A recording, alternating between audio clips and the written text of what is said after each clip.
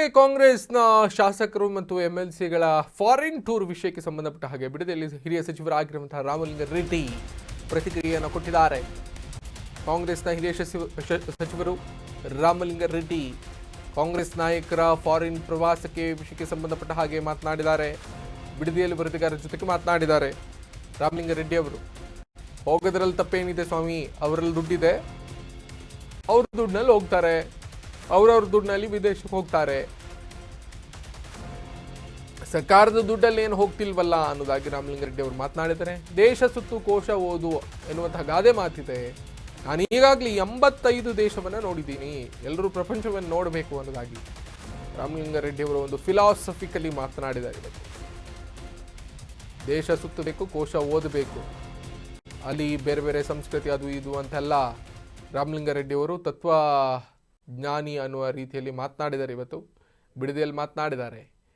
ಕಾಂಗ್ರೆಸ್ ನಾಯಕರ ಒಂದು foreign tour ವಿಷಯಕ್ಕೆ ಸಂಬಂಧಪಟ್ಟ ಹಾಗೆ ಒಂದು ಫಿಲಾಸಫಿಕಲಿ ಒಂದು ಹಿರಿಯ ಸಚಿವರಾಗಿ ಇದ್ಕೊಂಡು ಮಾತನಾಡಿದ್ದಾರೆ.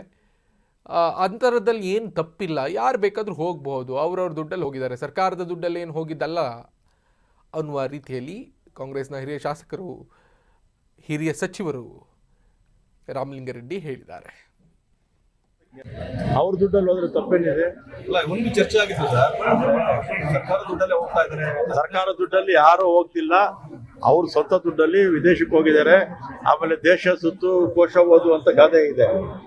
ಏನೇಳಿ ದೇಶ ಸುತ್ತು ಕೋಶ ಓದು ಅಂತ ಗಾದೆ ಇದೆ. ನಾನು ಕೇಳಿಲ್ಲ, ನಾನು 85 ದೇಶಗಳು ಹೋಗಿದ್ದೀನಿ. ಈಗ 5-6 ವರ್ಷದಿಂದ ಈ ಕರೋನಾ ಬಂದ್ಮೇಲೆ ಹೋಗಿಲ್ಲ.